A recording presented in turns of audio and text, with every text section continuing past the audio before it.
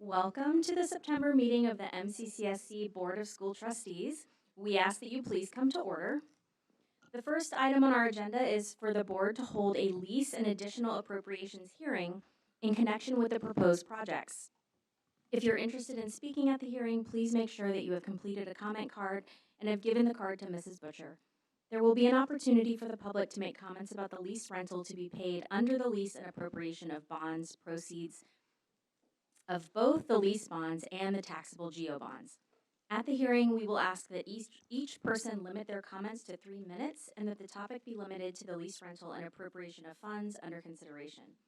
There will be an opportunity for additional public comments on the regular agenda items after the hearings.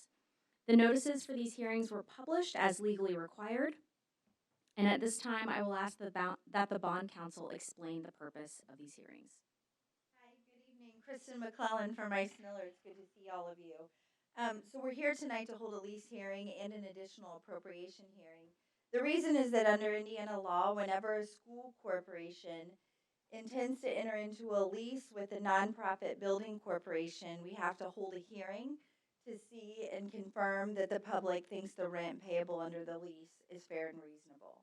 The second reason we're here is for an additional appropriation hearing, and as you're familiar with, anytime we issue bonds, we do have to have an appropriation of those bond proceeds.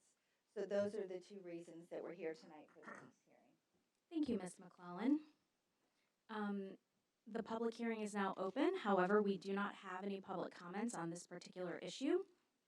So I will officially close the hearing, and we will now reopen the regular meeting with a series of resolutions for our consideration.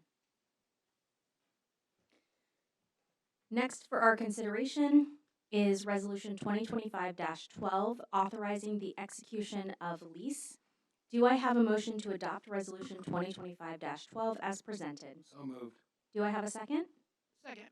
It's been moved by Ross and seconded by Ashley that we adopt the Resolution 2025-12 as presented. Ms. McClellan? As I just mentioned, is required under Indiana law after a lease hearing.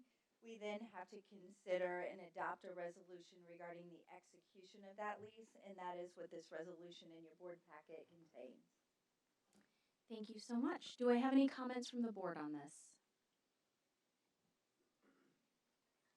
Okay. All those in favor of the motion to adopt the Resolution 2025-12, authorizing execution of lease, please signify by saying aye. Aye. Any against? Any abstentions? The motion carries. We move to Resolution 2025-13, which is additional appropriation of 2025 lease bonds. Do I have a motion to adopt this resolution as presented? So moved. Do I have a second? Second. It has been moved by Ashley and seconded by Tiana that we adopt the resolution as presented. Ms. McClellan. The additional appropriation resolution you have in front of you again relates to the appropriation of those bond proceeds because we didn't expect to have those during the beginning of the year, and that's why we adopt a resolution now. Okay, thank you very much. Any comments from the board on this? Excellent. All those in favor of the motion to adopt the Resolution 2025-13, additional appropriation, 2025 lease bonds, please signify by saying aye. Aye. Any against? Any abstentions? The motion carries. Next for our consideration is Resolution 2025-14, additional appropriation, 2025 taxable GO bonds. Do I have a motion to adopt this resolution as presented? So moved. Do I have a second? Second. It's been moved by Ross and seconded by Tiana that we adopt the resolution as presented. Ms. McClellan. The last resolution you considered was the appropriation of the 2025 lease proceeds. So same thing here for the 2025 taxable GO proceeds. Again, we have to have a hearing and then adopt a resolution regarding that appropriation of those funds. Okay, thank you. Any comments from the board on this? Nope. All those in favor then of the motion to adopt the Resolution 2025-14, additional appropriation, 2025 taxable GO bonds, please signify by saying aye. Aye. Any against? Any abstentions? The motion carries. We move on to yet another resolution. I know, this is very fun times here. This is 2025-15, assigning construction bids and contracts to the building corporation once received. Do I have a motion to adopt this resolution as presented? So moved. Do I have a second? Second. It's been moved by Ross and seconded by Ashley that we adopt Resolution 2025-15 as presented. Ms. McClellan. The reason for this resolution under consideration is tonight is because when we do a lease financing, the building corporation is actually going to own a portion of a building and then lease it back to the school corporation. So this resolution would allow for the buildings that the building corporation owns for the school to assign the contracts you've already entered into for the construction work over to the building corporation. Thank you for that explanation. Do we have any comments from the board? Okay. All those in favor of the motion to adopt Resolution 2025-15, assigning construction bids and contracts to the building corporation once received, signify by saying aye. Aye. Any against? Any abstentions? The motion carries. We have 2 more to go, so hang in there.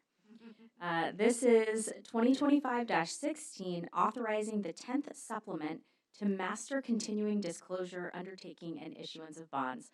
Sometimes I just feel like I'm saying word salad. Do I have a motion to adopt this as presented? So moved. Do I have a second?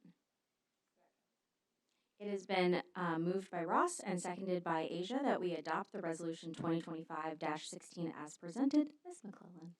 This resolution relates to a master continuing disclosure agreement that we entered into several years ago. In short, the Securities and Exchange Commission, anytime you issue bonds, requires MCCSC to give updates to the bondholders on how you're doing. This document will document the promise to give bondholders your audit, your Form 9, and things like that. But it's a SEC compliance. Thank you. Comments from the board? Okay. All those in favor of the motion to adopt this resolution 2025-16, please signify by saying aye. Aye. Any against? Any abstentions? The motion carries. And just kidding, now we have 2 left. We had 3 last time. So we are at 2025-17, authorizing the issuance of 1 or more series of bond anticipation notes. Do I have a motion to adopt this resolution? So moved. Do I have a second? Second. Moved by Ross, seconded by Ashley, that we adopt the resolution 2025-17 as presented. Ms. McClellan. This resolution approves sort of what we would call as homeowners a construction loan. A bond anticipation note is the same thing, a construction loan before the bonds are issued. If and when we need one, this resolution would allow us to proceed. Thank you. Comments? Okay. All those in favor of the motion to adopt resolution 2025-17, authorizing the issuance of 1 or more of a series of bond anticipation notes, signify by saying aye. Aye. Any against? Any abstentions? The motion carries. And last in this series of resolutions for our consideration is Resolution 2025-18, Final Bond Resolution. Do I have a motion to adopt this as presented? So moved. Do I have a second? It's been moved by Ross and seconded by Asia that we adopt the Resolution 2025-18 as presented. Ms. McClellan. This final bond resolution relates to the issuance of the taxable GO bonds. It allows us the ability and sets certain maximums with regard to that taxable GO bond.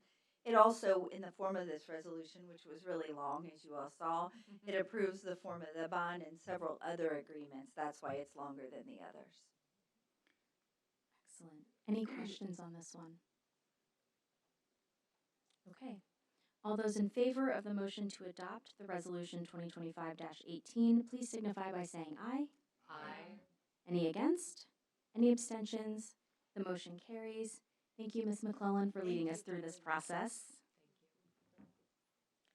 We will now move on to yet another hearing. I declare the 2026 budget hearing open. Have we received any comment cards for this? None? Okay, great.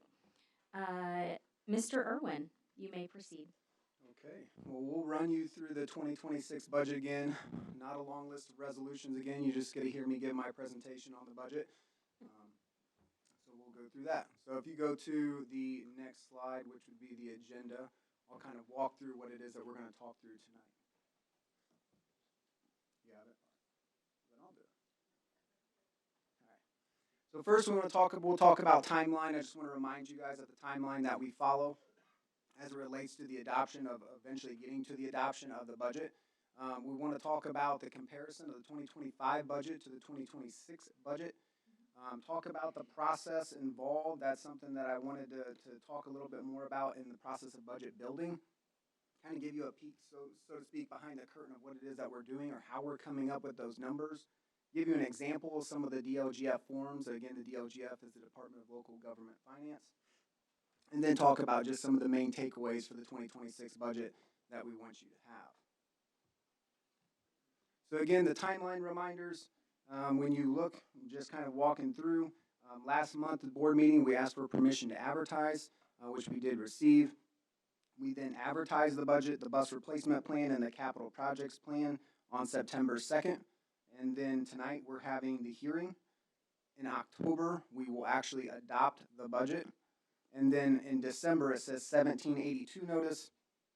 1782 notice is just our budget. So the DLGF in that time between October and December is when our DLGF rep will work our budget, and then they will return that back to us in December, which we will then review, make sure that everything looks the way we want it to look, make sure there's not any adjustments we need to make, and then we'll sign off on that and send it back. You saw this slide. Oh, I'm sorry. Saw this slide. You can turn the mic up on me there for a second. Saw the slide last month of the comparison of the 2026 budget. There's that main takeaway there in the center, which just talks about the overall budget submission. The decrease is about 6.2 million from 2025. Again, in comparison to 2025, we've made several adjustments as it relates to staffing and other expenses that are a big part of our budget on a yearly basis. And so it makes sense with all the pieces that we've been talking about through our quarterly updates and regular communications that our budget, overall budget, would be down. Again, some of the budgets you see pretty similar. Some of them are a lot different. Again, the operations fund is the one that you see go down the farthest out of all of those. Some of them remain fairly stable as well. This is the piece that I wanted to talk a little bit more to tonight, and it just kind of goes into some of the three key areas that I just wanted to drive home some points on. One being that this is a data-driven approach. So just like if you were building your own budget at home, your best predictor of your future expenses are your past expenditures, right? So going back, looking at our past expenditures, especially for like the last 3 years or so, and saying, what have we been spending in this line item? Do we expect that to continue? What have we been receiving as far as revenue goes in that line item? Do we expect that to continue? What are the trends with what's going on as it relates to those expenses or revenue in our current cash flows? And then looking at some of the information that we continue to bring in, whether that's a demographic study or the tax-based study that we did, a facility study, some of these other pieces, we're bringing in that data or that information we need to make really informed decisions about how we're coming up with that number. And so I wanted to drive home that point of just what are we looking at when we're coming up with these numbers and determining what the need is in any given line item across the budget, whether we're talking about the education fund, a referendum fund, the operations fund, and so on. The next piece is just flexibility. When you were building our budget, we don't want to build the budget, which I see as guardrails, so tight that anytime something changes for us, it causes us to have to come back to you and say, hey, we need to adjust this, we need to adjust that. Just like, again, if I'm building my budget at home and I'm looking through my numbers, I don't want to put a number to a line item in my own budget that I know that if one little thing changes for me, then all of a sudden I need to go back and change that number again. So we try to build those guardrails that allows flexibility when we build out that number. And then the other part that is really important is just anticipating variables. There's a lot of things that we can't predict or things that are outside of our control. Legislation is a huge variable, right? When we talk about SEA 1 or some of those pieces as it relates to the rules that they put in place, that's something that's outside of our control. Student counts. That's why we talk about why it's important to monitor what we have going on with enrollment, getting those demographic studies and looking at what it is that's going on in our area to make sure that we're making educated decisions about what we expect when that's a huge driver in our revenue. It's our number one revenue source.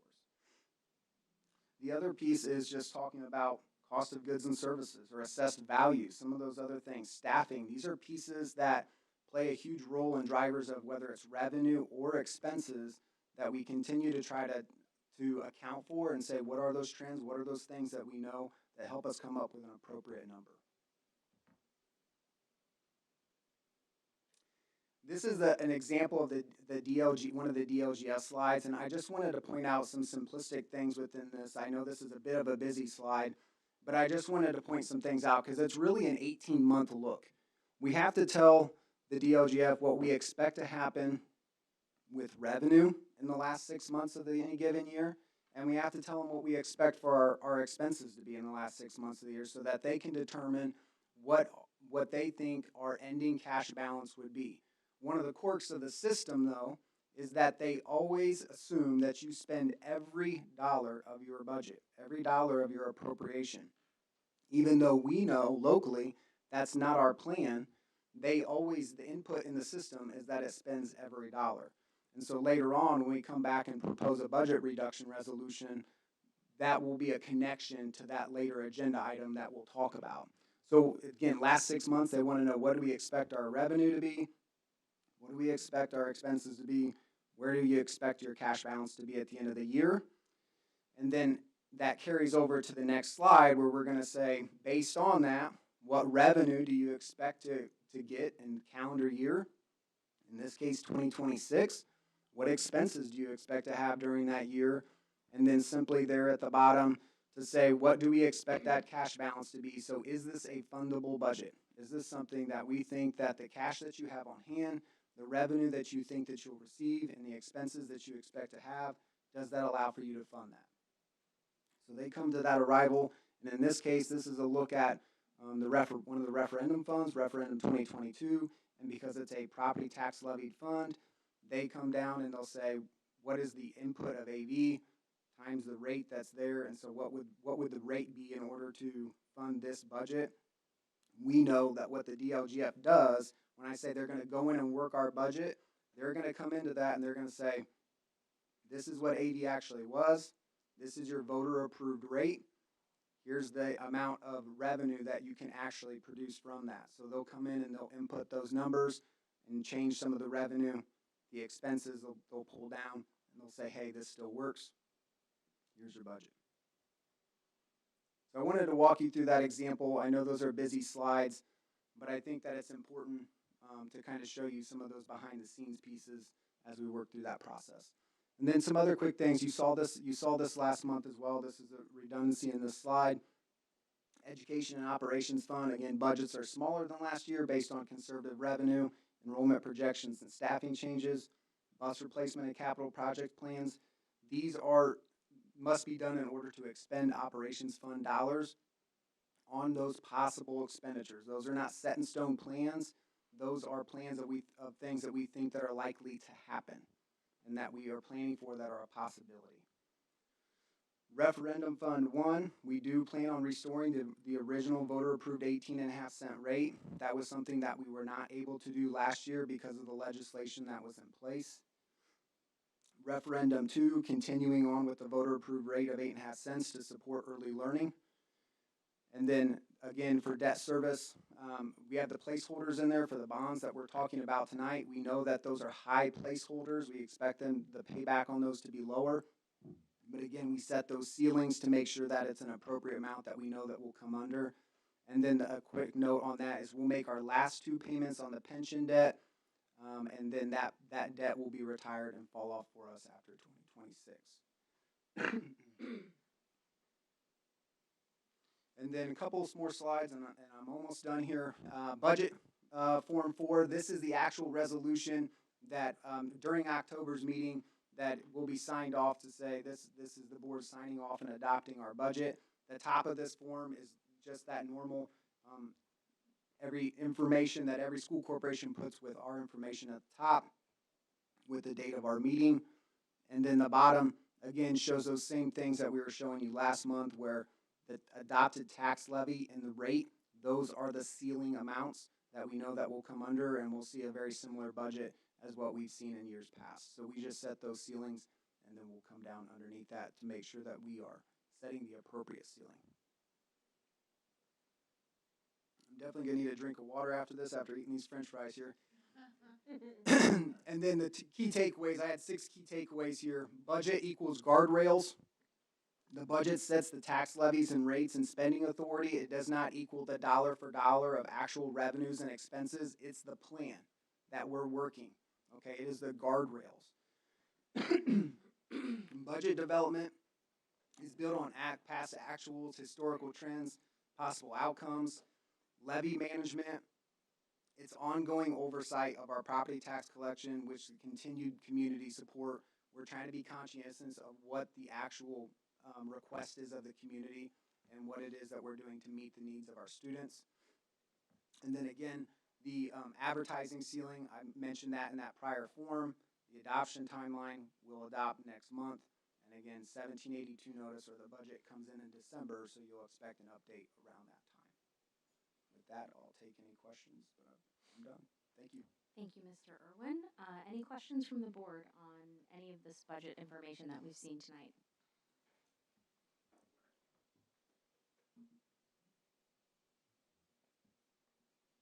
Nope, Matt thought it was very thorough. Thank you. Thank you. Thank you very much. All right. Well, then this concludes the budget hearing, and I will declare it closed. We now move into our regularly scheduled meeting. Tonight, we honor the excellence of MCCSC's dedicated employees, students, and volunteers who make a difference in our community. Ms. Harmon. Thank you, President Hennessy, Dr. Winston, Board of Trustees, and community members. It's my pleasure to share this month's Excellence Spotlight. This is a feature of every regular Board of School Trustees meeting and an honored time, or a dedicated time to honor the excellence occurring every day through the dedication of our employees, students, and volunteers who make a difference in our school community. This month's September Excellence Spotlight goes to Rick Ayers, who has served us very well at all board meetings. He is our MCCSC Technician Supervisor. We're proud to recognize Rick Ayers as our September Excellence Spotlight honoree. Since joining MCCSC in 1995, Rick has exemplified what it means to be a dedicated and compassionate team member.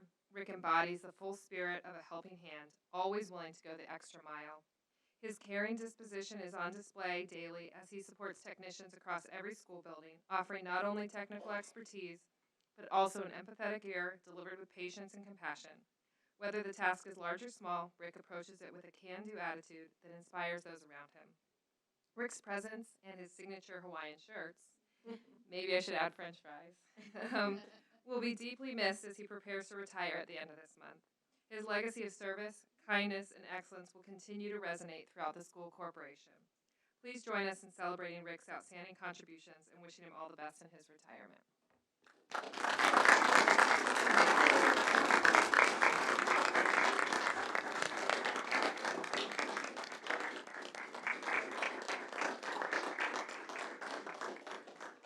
We're gonna embarrass you a little bit longer. Come on up, Rick. We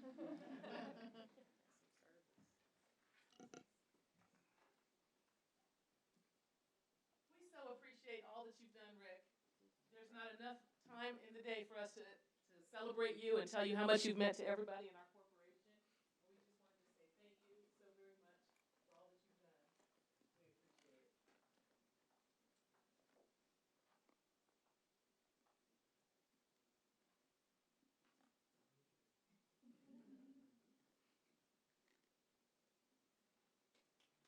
We appreciate it.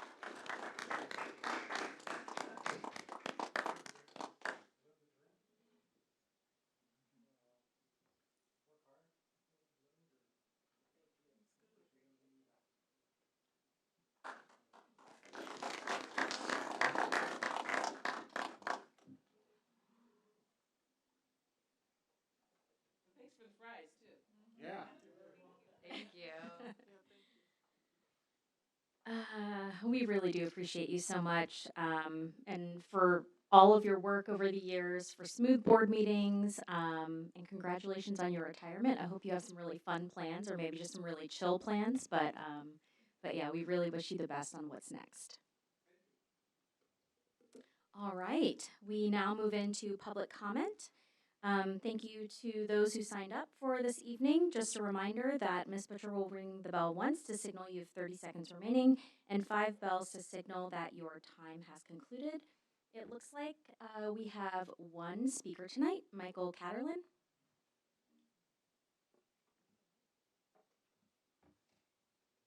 Thank you.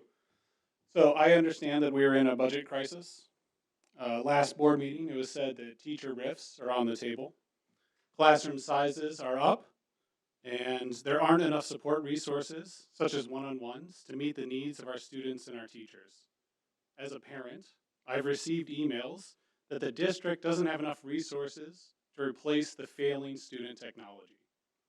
Given all that, and as the budget's being built, I'd like to know what cuts are being planned at the district admin level so that we are keeping resources in the classrooms. The district has added roughly 15 new admins in the last 5 years, while also increasing pay. Last year, admin payroll was over $5 million. So, how do you plan to correct for this so that we are prioritizing teacher support and student outcomes? Thank you. Thank you so much for that comment. This is the close of our public comments. That was our only one for this evening. We'd like to thank everyone for their comments tonight, and we will now proceed to the consent agenda. For our consent agenda tonight, it includes the following: minutes from the regular board meeting held on August 26th, memorandum from executive session held on September 9th, overnight and out-of-state field trips, the financial report from August 2025, the appropriation balance report from August 2025, the register of claims from September 2025, payroll register and payroll claims from August 2025, and the request to declare as surplus and authorize disposal of out-of-date items. Do I have a motion regarding the approval of the consent agenda? So moved. Do I have a second? Second. It's been moved by Ross and seconded by Ashley that we approve the consent agenda as presented. All those in favor of the motion to approve this consent agenda, please say aye. Aye. Any against? Any abstentions? The motion carries. Next, we look at our donations, which are over $2,000. We want to thank all of our donors for your generosity. It's appreciated as always. Do I have a motion to accept the donations? So moved. Do I have a second? Second. It's been moved by Ashley, seconded by Tiana, that we accept the donations as presented. All those in favor of the motion to approve the donations, please signify by saying aye. Aye. Any against? Any abstentions? That carries. We now move to our personnel report. Do I have a motion to approve the personnel report as presented? So moved. Do I have a second? It's been moved by Ashley and seconded by Aaron Wyatt that we approve the personnel report as presented. Dr. Henderson. President Hennessy, Dr. Winston, and members of the Board of School Trustees, at this time I request that you please approve the recommendations as presented in the board packet in the personnel report. Okay. Any additional comments on this month's personnel report? No. Okay. All those in favor of the motion to approve this personnel report signify by saying aye. Aye. Any against? Any abstentions? The motion carries. We move now to contracts. Do I have a motion to approve the contracts as presented? So moved. Do I have a second? Second. It's been moved by Ashley and seconded by Ross that we approve the contracts as presented. Mr. Irwin. Would be the contract with BRCJ for the design and management of Bloomington North projects. This is something that will be paid for using the 25 lease rental bonds. Thank you. Okay, thank you. Do we have any comments from the board or questions about the contracts? Okay.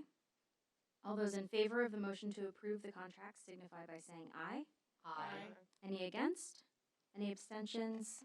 The motion carries. Next up is Resolution 2025-19, Budget Reduction. Do I have a motion to adopt 2025-19 as presented? So moved. Do I have a second? Second. It's been moved by Ashley and seconded by Tiana that we adopt Resolution 2025 as presented. Mr. Irwin. Yeah, thank you. So this is the budget reduction resolution that I was talking to you about earlier. This is for the operations fund. So the budget resolution is something that I pre-worked through with our DLGF rep to make sure that it's acceptable and something that we've done in the past. Again, the assumption in the system is that we will spend every dollar of appropriation, and we know that we don't need to do that. So in order to make things work in the forms there in the DLGF, we need to reduce that budget number in the operations fund. Okay, thank you. Any comments from the board? Okay, all those in favor of the motion to adopt Resolution 2025-19 budget reduction signify by saying aye. Aye. Any against?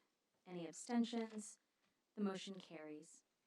Tonight we have several informative updates that will be presented. The first is a health and safety report. Ms. Harmon?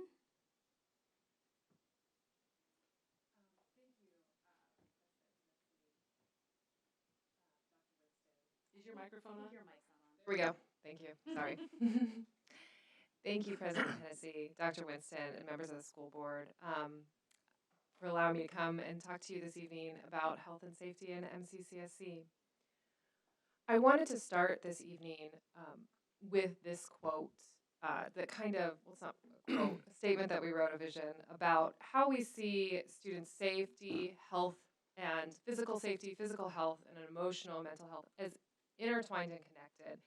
And that is our approach. It's why we're presenting safety and health together tonight, because we see those things as tied in order to truly create a productive learning environment for students. So I'll be joined tonight by Mr. Gilpin, our Director of Secondary Education and School Safety as well. So I'm going to start, but I'll hand it off to him as well.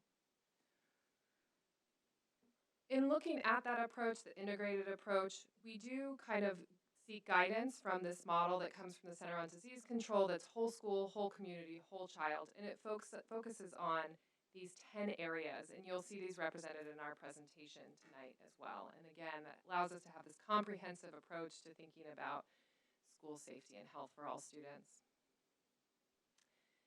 So to begin with that, I'll talk about student physical, mental, and behavioral health and wellness, starting with our physical health and health education program.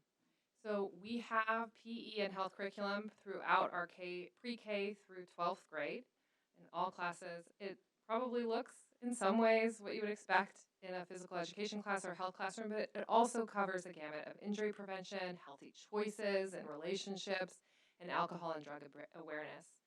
We expand that beyond the classroom as well as we think about how are healthy behaviors connected to extracurricular activities and how can we engage families in learning more about healthy choices as well. So you may have participated or know about our Family Fun Run that happens at Grandview or our Healthapalooza hosted at South, where all sorts of community organizations are there sharing really high quality information about health with our community. And we're really grateful to have our IU health coordinator of school health that works directly with our schools, each and every one of them, to think strategically about their health curriculum, our policies, our programs, professional development, and seeks resources for us as well as we make sure that we're really offering a robust offerings in those areas. Thinking more about physical health, our child nutrition department, you might remember last month we celebrated that they received the USDA Gold Turn Up the Beat Award. They are the only school district in the state to receive the Gold Award. They served over 10,000 meals this summer to families, free to families. So that's pretty amazing, and it's a highlight of what they do all year for our schools. In addition, we think about nutrition education. Our kids take trips to farms. They see how food is produced, how it's grown or raised, and learn more about food production. Also, our schools have gardens and hydroponic systems, and kids are growing food and quite often eating it as well, which is pretty cool. They're very excited when they get to eat the things that they grew. And that's integrated into the curriculum. So it's a science experiment as well. And finally, for nutrition, I'd like to highlight our Backpack Buddies program, which is partnership with the community kitchen and provides bags of food to families who might be experiencing food insecurity on the weekends, over the weekend. When we look at physical health, highlighting our health services, We have well-staffed health offices. We were actually able to shift some of our model this year to increase the number of registered nurses we have serving our schools. So we went from 11 nurses to 13 registered nurses. Ultimately, this means improved student to RN ratio. Registered nurses are more directly involved with student health. They're more directly involved with supporting licensed practical nurses and the health aides in our offices as well, and overall means higher quality care for our students. All of our buildings are 100% Project Adam heart safe, which means, right, they have AED machines in them. People are trained to use them, those kinds of things. And those AED machine cabinets house emergency first aid kits, stop the bleed kits, and Narcan to ensure that physical safety aspect. Additionally, again, we seek out partnerships, ensure that students have access to wider healthcare as well. So there's opportunities for students to get vaccinations and screenings and dental care on site when they're at school. Last year, we administered 698 vaccinations. 636 students received dental care, and then we have vision screen and hearing screen, well at specific grades. Beyond the physical health and nutrition of students, we also want to make sure that we're considering their social, emotional, and behavioral health. We're focused on creating safe and welcoming school practices. We've talked about some of these things before in other presentations last year. All of our schools are 100% PBIS, which stands for Positive Behavior Intervention and Supports. And really what that is a structure for schools to have a system-wide approach to establish that positive student culture. It creates clear expectations. Students know what they're supposed to do. And beyond student behaviors, it's also about adult behaviors as well, to cultivate and create that wonderful learning environment for students. Partnered with that is our restorative practices, where when we're responding to conflict in a way that builds strong relationships and focuses on a positive relationship and repairing respect, responsibility, and repairing harm. We want to teach the way to have a safe and welcoming school environment as well. So we use curriculum to do that. We have a K through 12 curriculum that builds skills that manage emotions, solve problems, prevent bullying, are able to teach school and work life success skills that are really useful as they are in our own schools and our own systems, and they go on to college and career as well. And we have zones of regulation, which helps kids recognize their feelings, use strategies to deal with them and manage them as well. And finally, of course, we use common sense media to teach digital citizenship that happens at every grade level, to teach kids how to responsibly be on the internet and use technology and the impacts that it has. And that has also a component where it offers resources to families who want to continue that conversation at home. We're really proud of our community partnerships, and we couldn't do all the things that we do in this area without them. So I just wanted to highlight some of those here tonight. Centerstone is our community mental health partner. They provide school-based mental health counseling for students in our buildings. I mentioned a little bit about our IU Health School coordinator, but also they serve IU Health in the School of Public Health serves on our health council to help us consider the decisions and the infrastructures we're putting in place. They provide wonderful career exploration opportunities with internships, guest speakers, and job talks, and talk to students about the opportunities that are out there for them. And they also partner with our extended day programming with a program called GOAL, which is Get On Board Active Learning. My own kid has a little pedometer that she got from the GOAL program. They're very into counting their steps. So, Boys and Girls Club and Big Brothers and Big Sisters are really partnered with us in terms of being mentors for our students and offering that services. The Monroe County Youth Service Bureau, we have a specific program called our Truancy Termination Partnership Program, which is focused on looking at root causes of attendance or tardiness and working with schools to identify resources that will support students getting to school and timely and being at school regularly.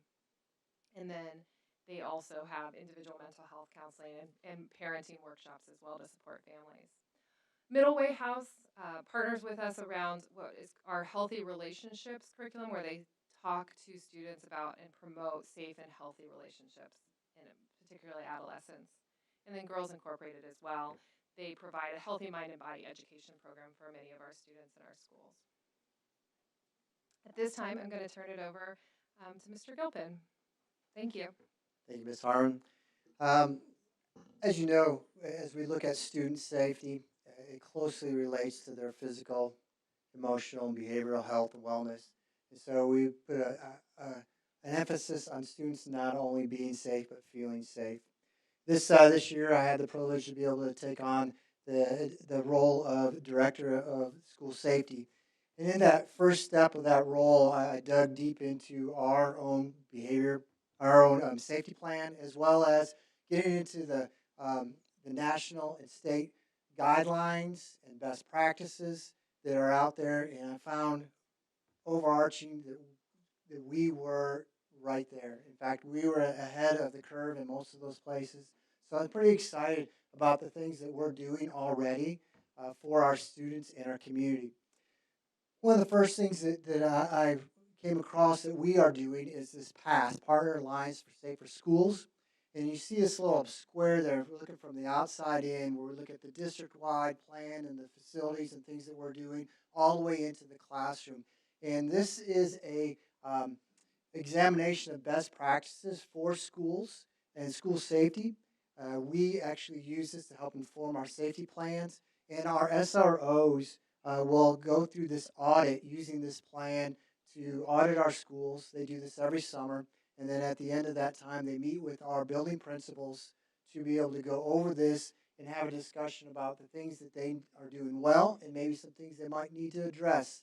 But most of the time, what we're finding is we're right there in having the things that need to be in place. So as we look at the national and state guidelines and policies and things that we're doing, I want to really focus on three different areas that we at MCCSC are really excelling in. And one of the first areas that we want to talk about is our continuous school monitoring. Every school has a school-based safety team that regularly monitors the school safety and our safety plan. They have at least one person on the team who is a certified state school specialist. We have an anonymous reporting site that is 24/7 that are on all of our students' iPads, they're on their devices and can be also accessed through the internet, and it's monitored 24/7. We have some local partnerships, and specifically, I want to speak about our Monroe County Safety Commission. This is a commission that takes a look, that brings in all the schools in Monroe County.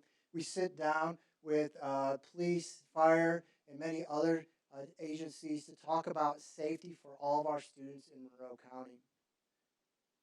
As we go on, a couple other areas that we excel in is preparing and training our staff and those people who are working with our students. We have school resource officers, which I think are awesome, getting to know them really well this year, the things that they do, as well as our security guards. And as I mentioned, every school having a trained safety specialist.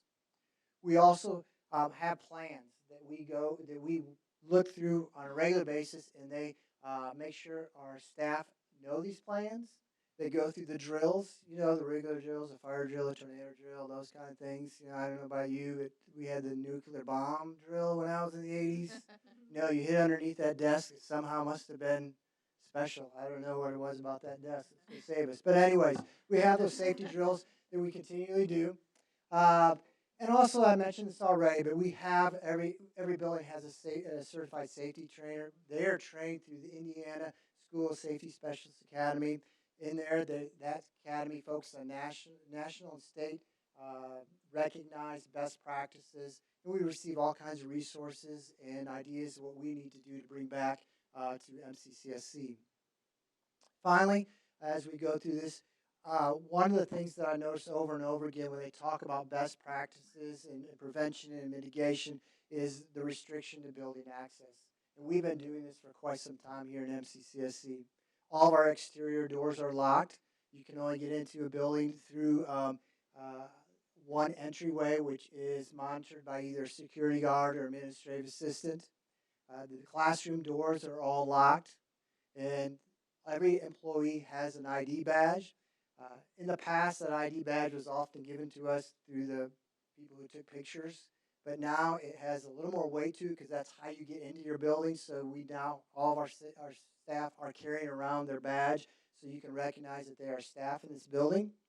If you're not a staff, then they have visited our office and they scan their state ID. It gives us a quick criminal background check, and then we print off a little picture with their name on it. And so every student, staff member, ought to see that on one of our visitors. And if a student or a staff member does not see somebody with a badge or a visitor, they make sure that we are aware of that, and we address that person in the building. In addition, in the last couple of years, we've added a smart pass. This is a way to be able to, you may recall when you were in school that you had a paper teacher might write a pass for you to go someplace, or they had this, the chalk eraser that you had to take with you to go to the bathroom or your locker or something like that. Well, now it's digital. You sign out on a digital app, and then one of the benefits of this is if there were to be an emergency or we needed to get a hold of a student, we would know exactly where they're at in the building. So we have a lot of things that are put in place at MCCSC that are above what even the national and state have often recognized as things to do. We're very concerned about our students' well-being, their health, their physical and behavioral well-being. So we put a lot of things in place, and we know that school safety is a thing that really emphasizes that aspect of it. So the combination of those things are essential to what we do here at MCCSC. Do you have any questions for us? I do. While you're up there, Mr. Gilchrist, I'll start with you. Does our safety plan include a plan for addressing a disease outbreak, especially if it were a novel disease or a disease we haven't seen in a while, like measles? Yes, I don't think it's down to that specific of, hey, but we have, it's amazing what's all the way down into our plans from, what happens if there's a flood to an outbreak, terrorist attack. I mean, we have it all in that plan. Thank you. Is the Smart Pass only utilized at the secondary level, or? That's correct. Okay. Any other questions? I have some more, but Go ahead. I'm Ask happy to away. I also want to say, Ms. Harmon, I really enjoyed that presentation. Big fan of the whole child, whole school, whole community model. And I'm happy to hear that we've added more nurses. I'm also a big fan of the IU Coordinated School Health Program and Healthapalooza. Healthapalooza is amazing. If you haven't been to it, you should definitely check it out. I think it's an amazing resource, and I really appreciate the amount of time people put into putting that together. And these questions might be too granular, so forgive me. But Aaron might know the answer to this too. I know that it was recently announced that IU Health is going to stop contracting with the Monroe County Health Department for some services they previously provided.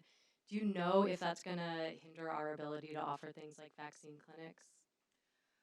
I think we don't have specifics on that, but I think that we still have a strong partner with IU Health through our coordinated school health, and so we're in discussion with her to ensure that a lot of those things would try to not be disrupted. Great. I'm happy to hear that. I know that there were some changes in the legislature around sexual and reproductive health curriculum. Did we have to make any changes to our curriculum as a result of that legislation? No, the only thing that we had to change was how we have always informed parents and provided them with, if they wanted to review the curriculum, provided with them a way to do that. The legislation requires that we publish that on the website, and so now that's there. It's just a different way for them to access it. That was really the only change we had to make. Actually, one correction: there are 2 specific videos that we added as well. That was in there as well around reproductive health. Thank you. That's it for me. That's it. Any other questions? All right. Thank you very much for your time. Our next presentation is on school attendance. Back to Ms. Harmon. Thank you again. I'm excited to come and speak to you about attendance. So really just want to highlight why attendance matters, right? Every single day counts for a student. We want to build learning, confidence, and connection. We can do that when they're in our buildings. We know that students who attend regularly are more likely to reach proficiency by 3rd grade, stay on track in middle school, and graduate on time. And we want that success. And sometimes we think like, Oh, I think there might be some misconceptions about, it's just one day or something like that. But missing just 2 days a month is 10% of the school year. And that 10% is 18 or more days. Our school year is 180 days. So that hits that definition of chronic absence, and we see it as a significant impact. So really then the question is, what do we do, right? What do we have in place to support positive attendance? To start, our attendance policy defines, right, a student's attendance when they're physically there or participating in a school educational program. As a school, we commit to making sure we have good attendance records so that both us and families can make sure that they stay on top of that students have a chance to make up missed work if they are absent, investigate why they're absent, offer to help, and share those policies with families as well. Of course, there are times when students need to be absent for very good reason. Here on the right, it's listing out what our policy says are excused reasons. Illness, right, recovering from accidents, college visits, those kinds of things are all excused. In addition, right, I mentioned our partnership with the Youth Services Bureau around truancy prevention. Again, that helps us to focus on looking at these root causes of poor attendance. We know that understanding why students are absent is that first step in ensuring they can come to school and in providing supports to help that. So if there are health-related challenges, ensuring that they have good access to health care. If there's transportation is an issue, we can connect with them with our department and make sure that those are happening. School avoidance, that focuses on earlier in the other presentation, talking about a positive school culture that's encouraging kids to come to school, giving them skills to deal with social challenges, helping them manage their emotions and their anxiety, those kinds of things, so they can be there and they can learn. We put things in place to support that good attendance as well. I've already started to mention them, that positive school culture, focusing on relationships and relationship building, understanding what the causes are, reaching out early when we see those patterns emerge and becoming partners with families and students. Our schools have a staff focused on attendance and trying to solve those barriers with families. I mentioned our truancy termination partnership program again and again. We're just really looking at what are those wraparound supports that we might need to help students feel ready to come to school and prepared to learn. Thinking about what families can do to ensure, really, we want to emphasize that families need to communicate the reason for every absence. So again, we can stay on top of it. We can put things in place if they are needed to. Helping their child get to school on time, scheduling appointments outside of school time when possible, and letting us know if there are barriers, because quite often we have resources that can help support. There was recent changes to Indiana attendance law, these SEA 282, which was put in place last school year, and then 482 this school year. Really the difference between 282 and 482 is the grade bands. 282 focused K in elementary, and 482 extends that into the secondary schools. And it puts this policy in place. It is designed to support students and families early, right, and get help and support in place. And so what it does is, if a student has 5 unexcused absences in a 10-week period, and I want to just kind of emphasize the unexcused here. So earlier when I talked about excused absences, they're ill, they have a college visit, they have a doctor's appointment, those things don't count. These are when they are unexcused absences. Once they hit 5, the school notifies the parents in writing, implements truancy prevention, whatever that might look like, and has to hold an attendance meeting within 10 school days of that absence.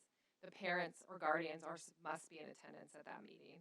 And then at that meeting, a plan is created with families to improve attendance. Here's what we're going to put in place. Transportation was it, whatever it might be, right? And then after that, if a student has 10 unexcused absence, that hits the definition of habitual truancy. And the school must provide written notice to the family and requires us to notify the prosecutor's office. So that is a new part that's in law as well. When we're thinking about what does that attendance plan look like, so after that 5 unexcused absences, the plan's created, it would identify any help or services the student needs, what behaviors are expected, put clear expectations for both the student and family if that applies. What happens if things don't improve? So if there would be disciplinary steps, we would obviously clarify what the law required us to do as well. Whether the parent will be involved in the extra support, These plans may last up to 45 school days. They don't necessarily do that, but they cannot last beyond 45 school days. They would need a new plan. Would be saying it was not effective. Really, just in summation, right, we know that every single day counts. We want families and individuals to ask questions, share, partner with us, let us know what's going on so we can support it. We know that those small changes make a big difference to put in support services, and that's just going to help our students be successful engaging in school. I have to give a shout out to attendanceworks.org. We take a lot of resources from them. They are tremendous, and you'll see their things reflected in the things that we do around attendance in schools. Thank you very much. Do you have any questions? The change to having to report after 10 days, that was that made in the last legislative session? That was It a 482. right? It was this Okay. year. That was not in place last year. Interesting. But the notification and the meeting and the attendance plan was all in previous legislation. Right, totally. Mhm. But so you have to report to the prosecutor's office? And as a follow-up to that, unexcused versus excused absence, is that a state-defined, or is it, so instance, a kid's sick, Mm-hmm. parent calls the child in sick, Mm-hmm. but doesn't go to the doctor, Mm-hmm. is that still considered an excused absence? Yes. Okay. After, yeah. Yeah, There there's- is, after a certain point in time, it would be, according to our attendance policy, you would be required to provide a doctor's note, but it would be after a certain number. A number of days out, Yep. but not accumulative, so if they're sick in June. Right, not accumulative. Okay. I think there's a lot of public confusion on this piece particularly. I've seen a lot of things on social media with regards to the new Mm-hmm. law that was put in, and I think a lot of people now feel like they have to have a doctor's note no matter what, or it's considered unexcused. So I'm glad we're having this conversation because I have seen it repeatedly where people have been, upset by that. Don't even know it's a thing. Didn't even know it was a thing the year prior with the changes. So I was going to ask that question myself. And I think some of the verbiage in our attendance letter that we send to families is somewhat vague on that and can kind of insinuate it the other way. Okay. I will check we did modify the letter this year with new legislation, so I'll double check Yeah. to make sure that if some of it is vague, that if it is we're referring to last year's letter or this year's letter, but we'll make sure we look at that.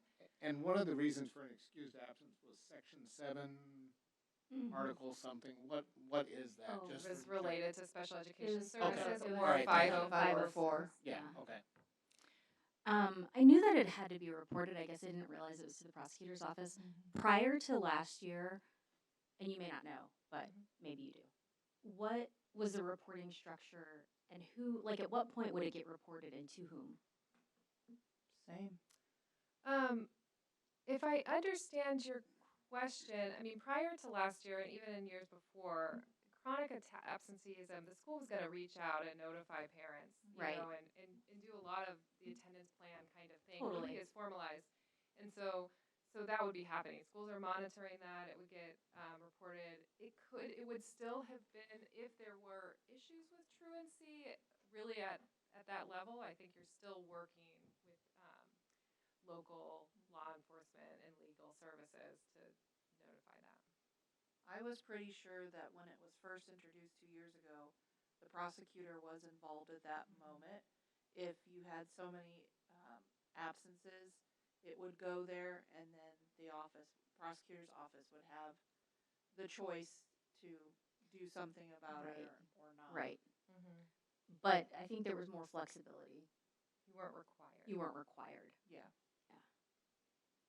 It does seem like a conscious choice to pursue it as a crime instead of going through children's services. for Yeah, example. that to me is like the sort of biggest or most egregious thing, and it does seem interesting to me that it coincides with a lot of the other legislation happening, especially around marginalized populations. And anyway, I was just curious. So, just point of curiosity. Any other questions about school attendance? I have one more. I was just curious if any conversation has occurred. I know we're still early in the school year with this piece, but foreseeing this being any issue for our schools in terms of monitoring it in this new way, Yeah. more burden. So I think really a lot of that that was done last year when 282 required a certain kind of level of notification around unexcused absences, and it's where we really were able to leverage Parent Square, which allows us. It actually, we've sent attendance letters for a long time, right? We've notified, we've done this, and in the past it had been pretty cumbersome, right? It was about writing a report, it was about printing letters, it was stuffing envelopes, it was doing all of these things. Parent Square has really allowed us to automate a lot of that and actually make it more effective and efficient. We set up a template. We've trained individuals to do it. It's still a task to do, of course, but I think it's better communication. It's more immediate, and it's there have been some good outcomes in terms of last year around conversations around intervening and getting those attendance plans in place for sure.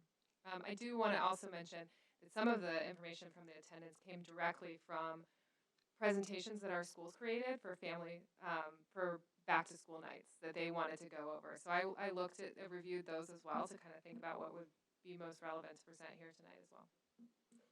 Cool. I mean, the benefit of Parent Square too is that parents can get it in language as well. So if previously they would have gotten a letter emailed to them or mailed to them, and it was just in English, they now have the option to translate that. So I guess that's an added benefit, I suppose, of Parent Square. So yeah, thank you very much. Anyone else? Okay, then on to our last presentation, which is an update on technology. Ms. Harmon, you're up again. And this one actually starts with Mr. Cope first, but then I'll be on the second part of it.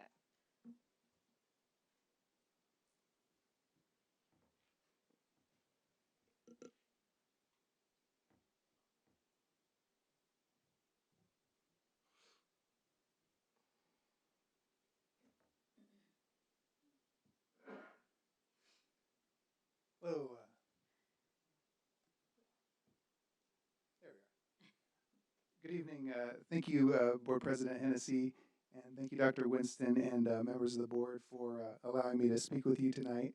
My name is Andy Cope, and I am the Director of Technology for MCCSC.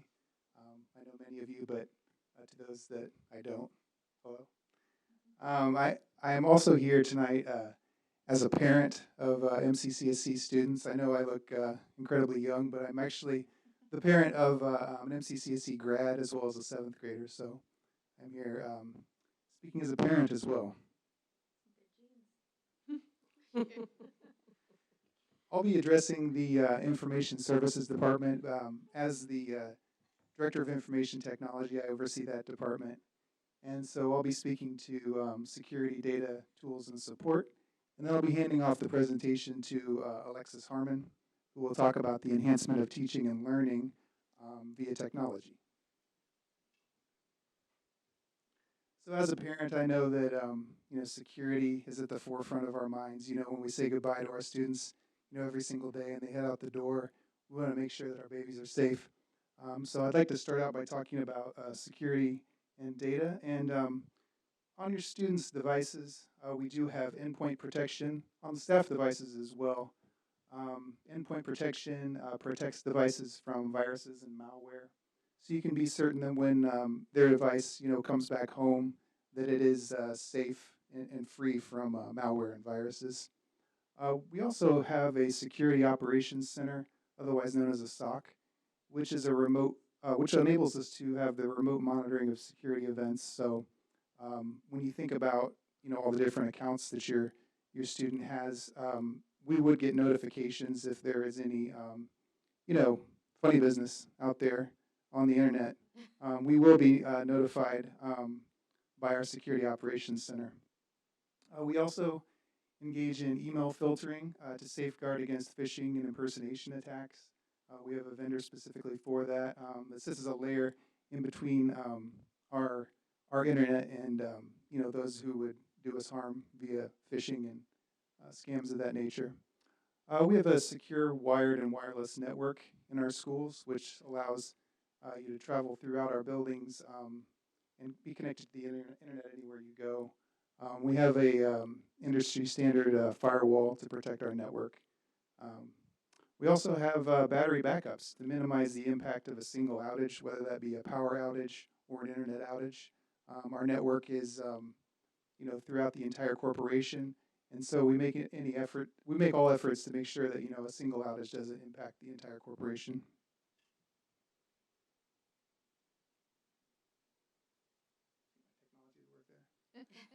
Uh, we also do a great deal to safeguard student digital activity via content filtering.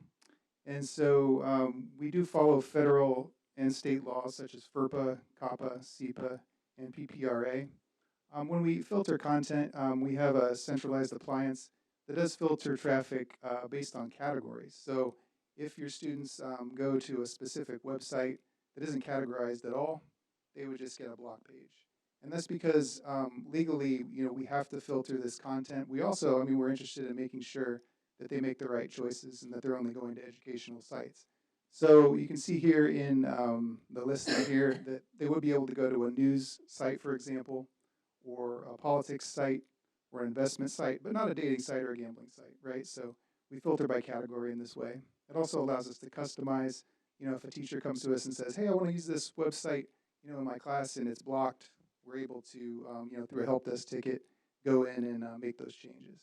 We also filter by grade. So our younger students have more restrictions than our older students. Our high schoolers get to explore a little bit more, do more research, and so it's scalable basically by student age and grade.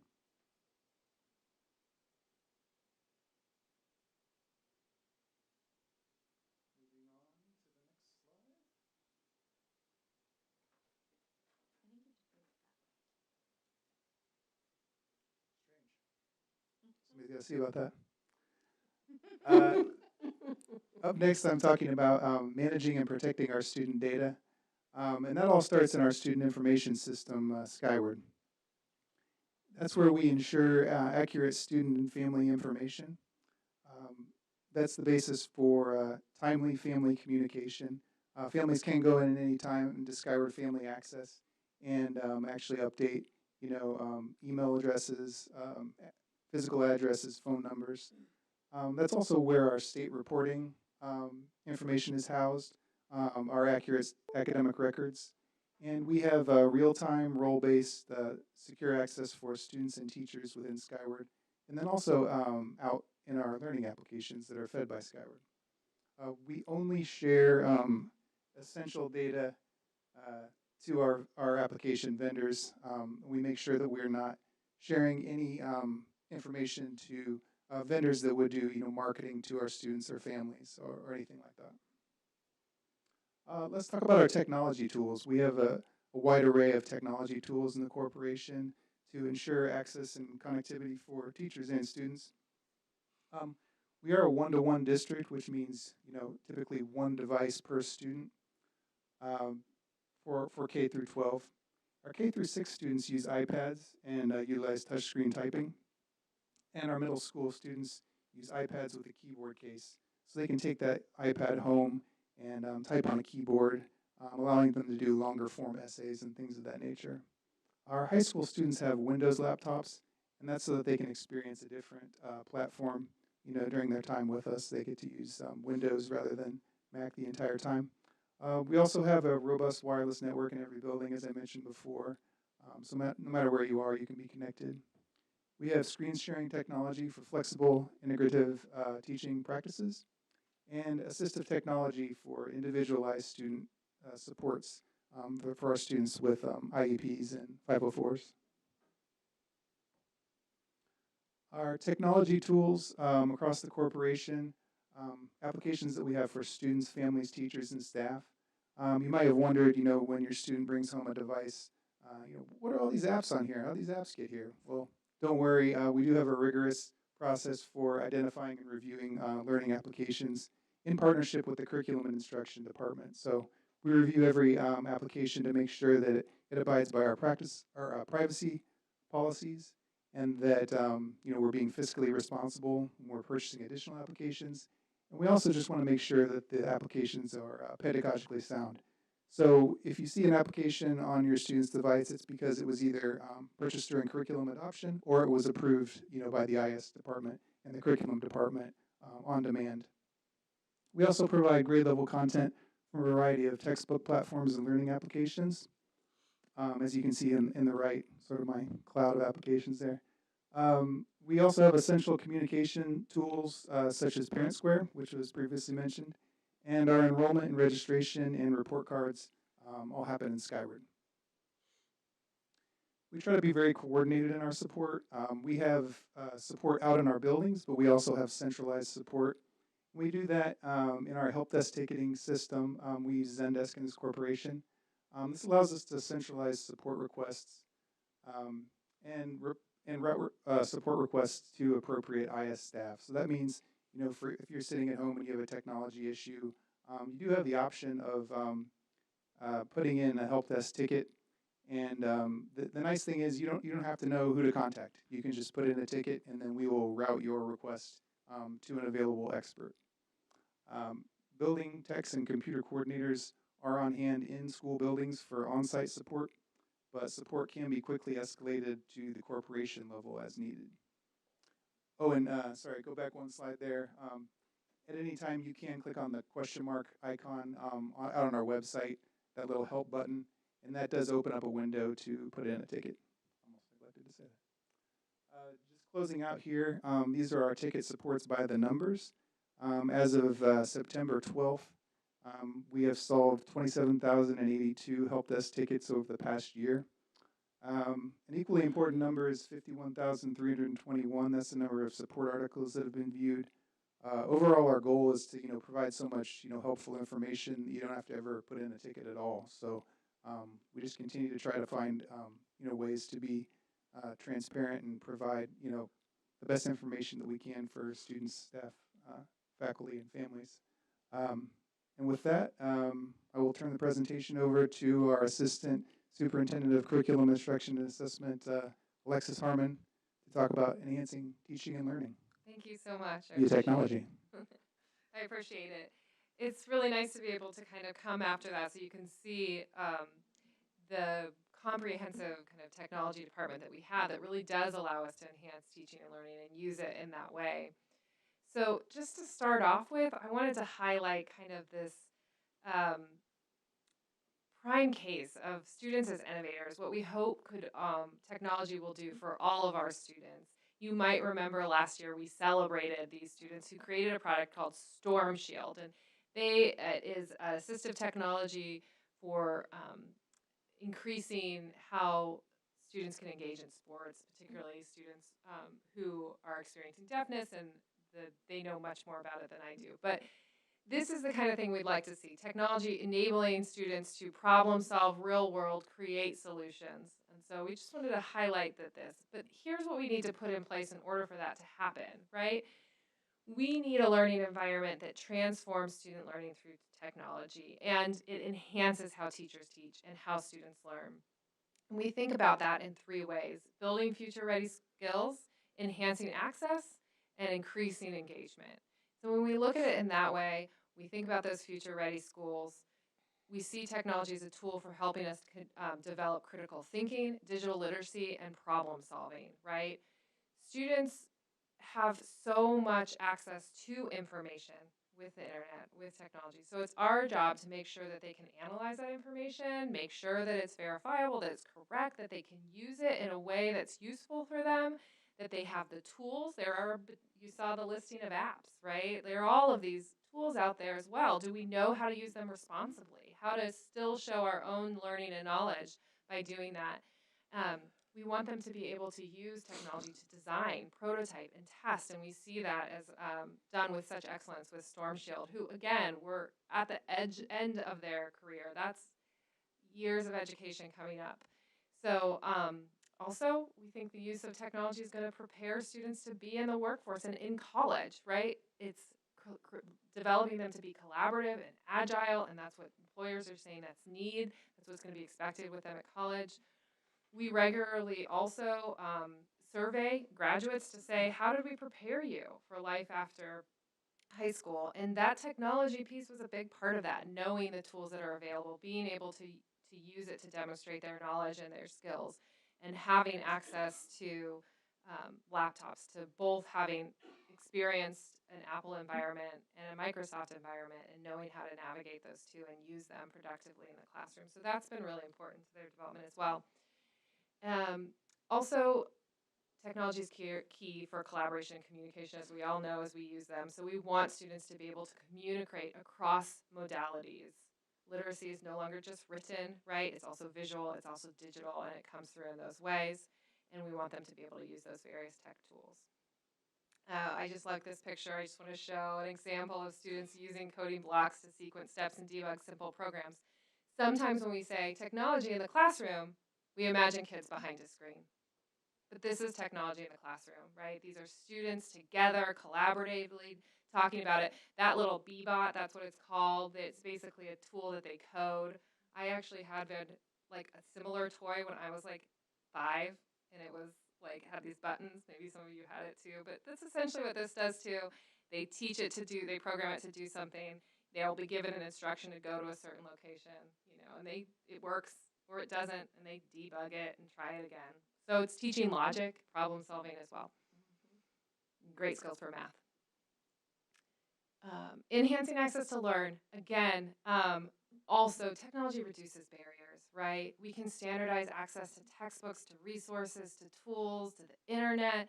It's protected. It's a safe way to access it, of course, through the work of our IS department.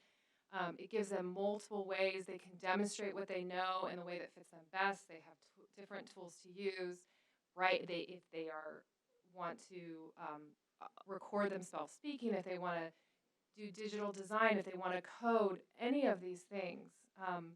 When I was a student, right, and I had a question that came up in class, I had to get my parent had to take me to the library. I had to know how to look through the card catalog, all of these things.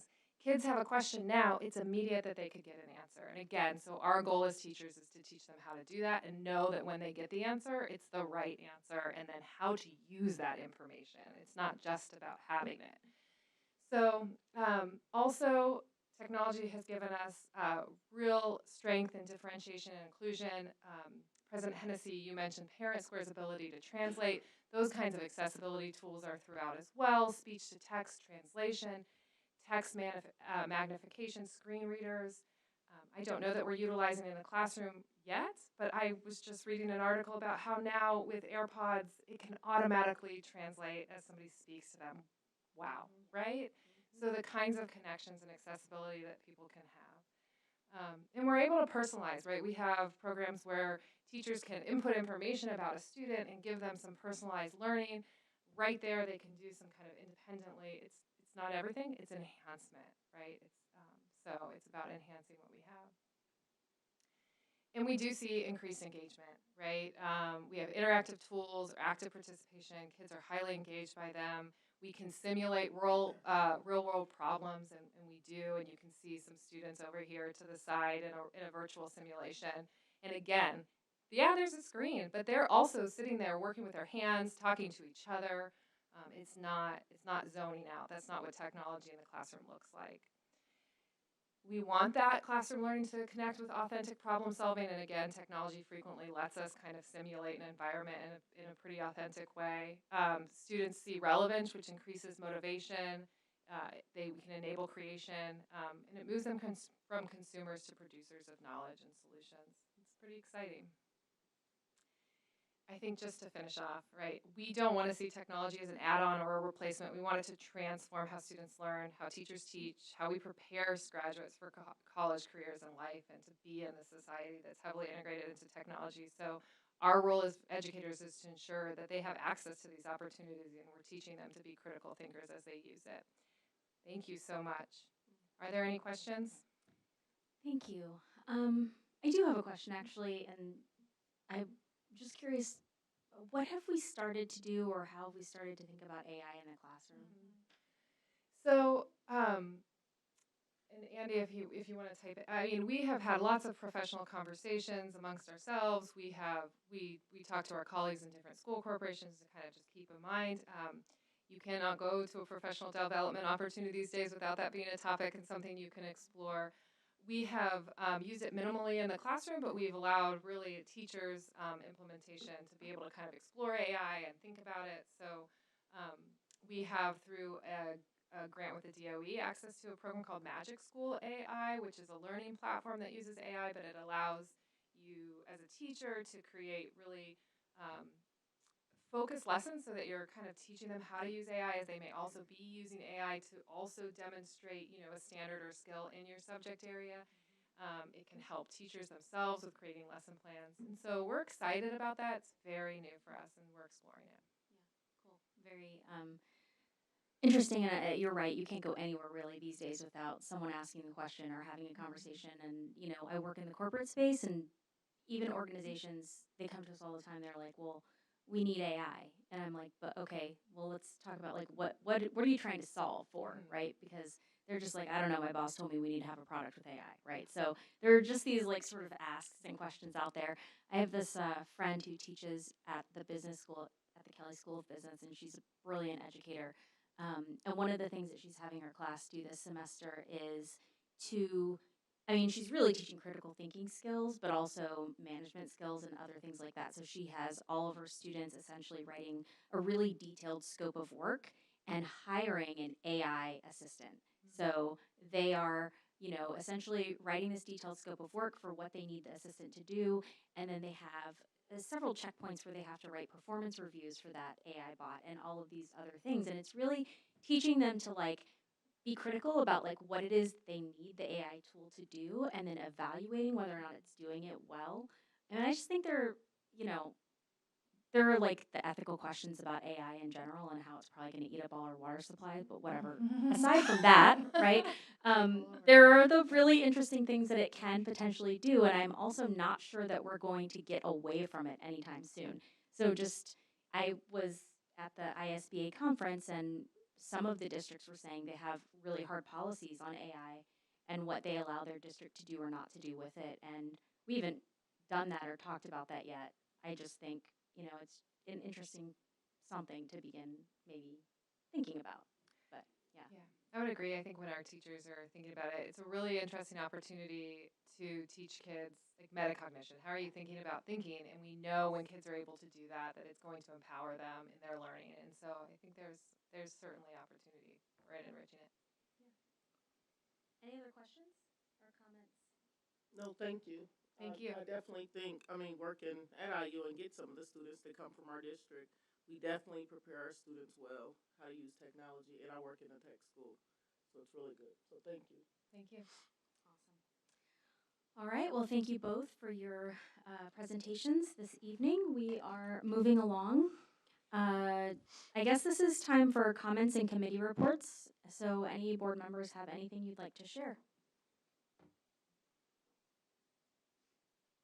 I guess I will say that a few of the board members did go to the ISBA, the Indiana School Board Association conference last week, and it's an annual conference that's held. I think almost all schools in Indiana, public schools, are part of ISBA, and I think it's one of the few times that boards have official sort of professional development. I think it's really important as often as we can sort of attend events like that to sort of one see what other districts in the state are doing, and two to just be in a space where you get to learn about the issues on the table from a board perspective, because I think that there aren't very many spaces for boards like that.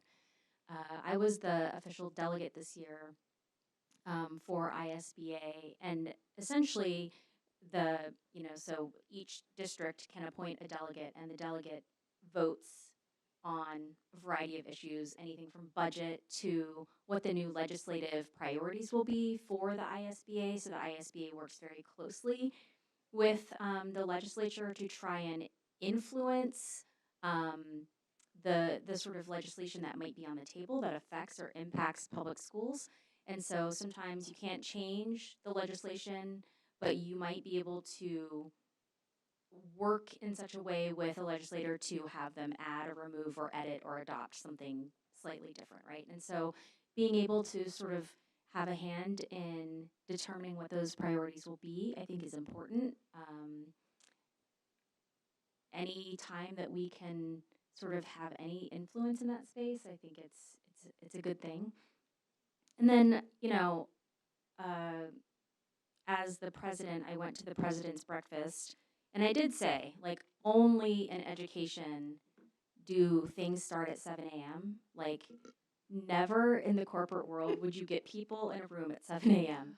But because, in education, they're used to having teachers and educators who start really early, this president's breakfast started at 7 a.m.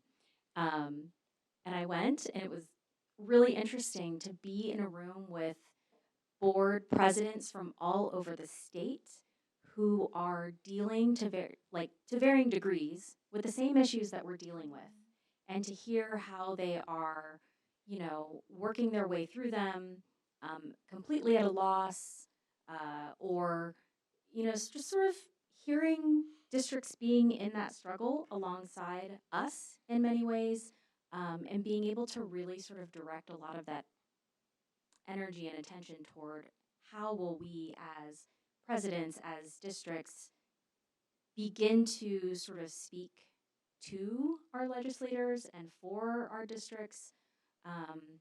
Anything and topics on the table, anything from the sort of tag money or the grants, to having to cut, district cuts that they're having.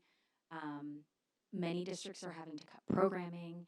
It's just really dire across the state, especially when you get into districts that are very small. So I think it was a good thing for us to be able to be there and to just hear what's going on, and also not really reassuring, but sort of like just knowing you're in the. And I don't really like the in the trenches metaphor, but that you are sort of in the trenches with other people, I think is good. So lots of work on the table to be done. A lot of things that are outside of our control. But, I did hear several times, like, well, what if every single district agreed to do blank? What would they do? Right? And it's a curious question. Like, if you could get every district to agree on a course of action in resistance to the legislation, what would happen? I think there are power in numbers, right? And so just being able to be in the room and have some of those conversations, I think, was really valuable. Anybody else who was at the conference? Anything you gleaned, you learned, you discovered, or appreciated about that? I have a question for those that were able to make it. And maybe it was more for where you were in April, but did they give any foreshadowing on expectations for the next legislative session and what we might be seeing as potential bills?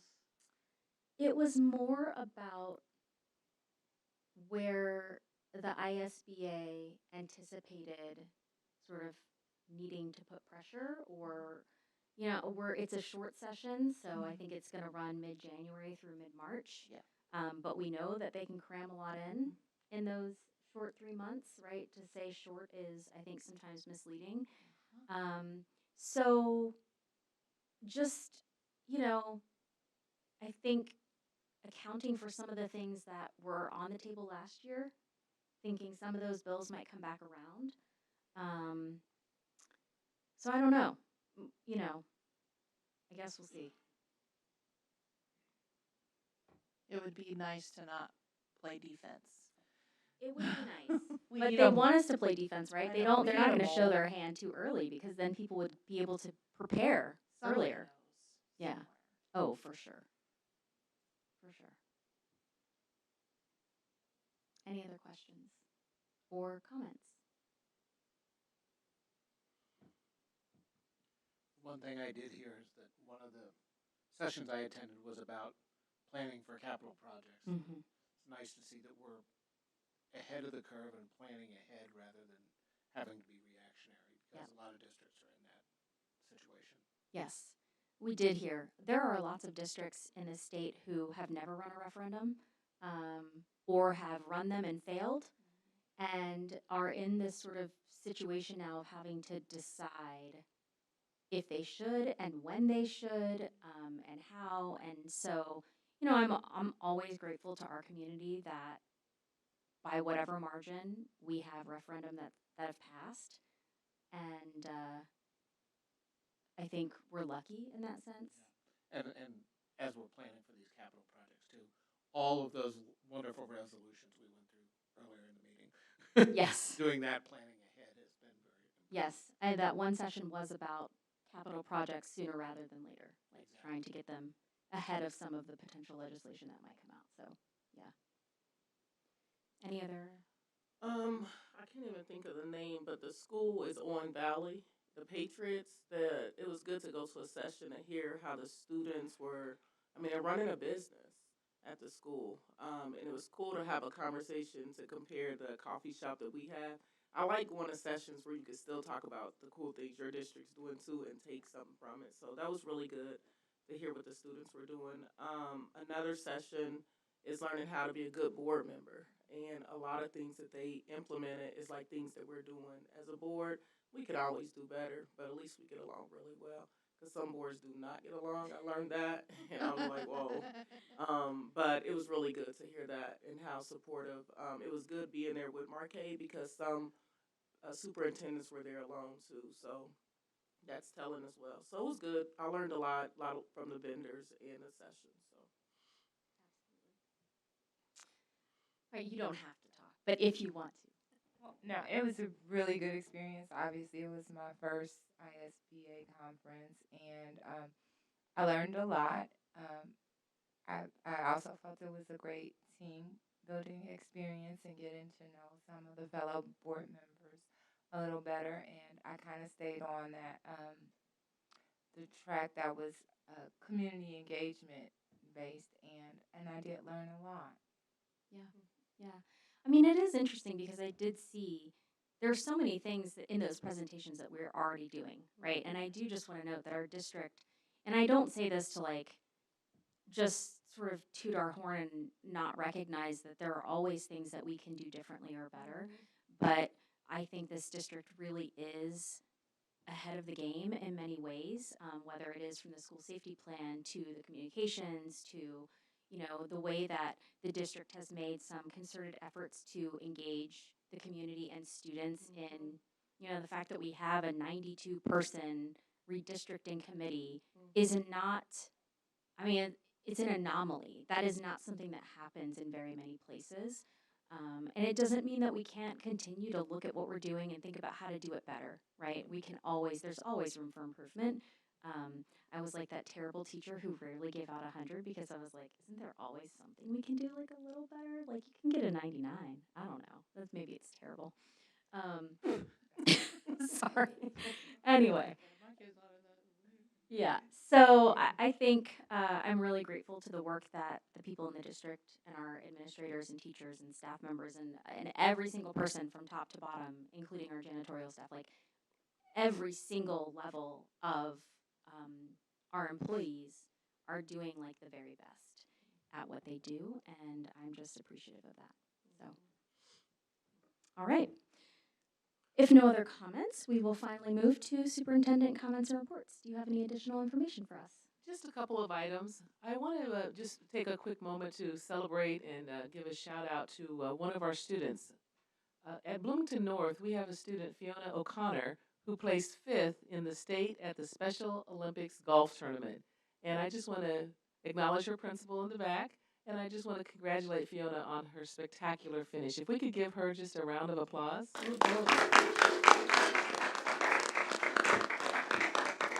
That's just amazing, and just I was so excited to learn about that from Mr. Stark. In addition, at North, we have Catherine Edmonds, who's a teacher there, and she was recently selected as a Place Nobel Educator of Distinction by the National Society of High School Scholars. Ms. Edmonds was nominated by one of her students for outstanding dedication and commitment to excellence in the profession.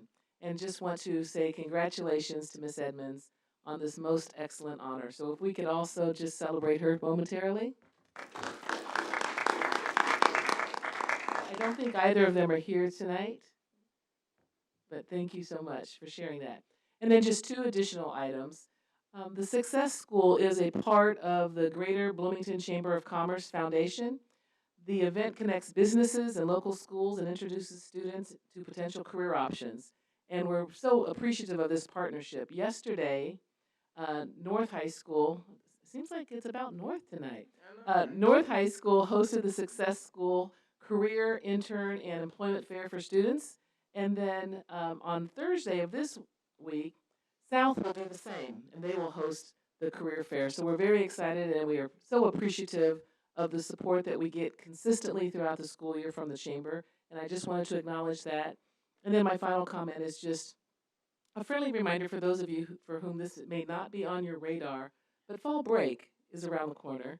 And that would be on October 16th and 17th. And I just wanted to make sure that everyone knows that the schools and offices will be closed on fall break, and that we all take the time to enjoy this time away from our busy work lives and celebrate and relax a little bit. So just in a few short weeks, fall break. That concludes my remarks. Excellent. All right. Well, the next regularly scheduled board meeting will be held on Tuesday, October 28th, 2025, and we are adjourned.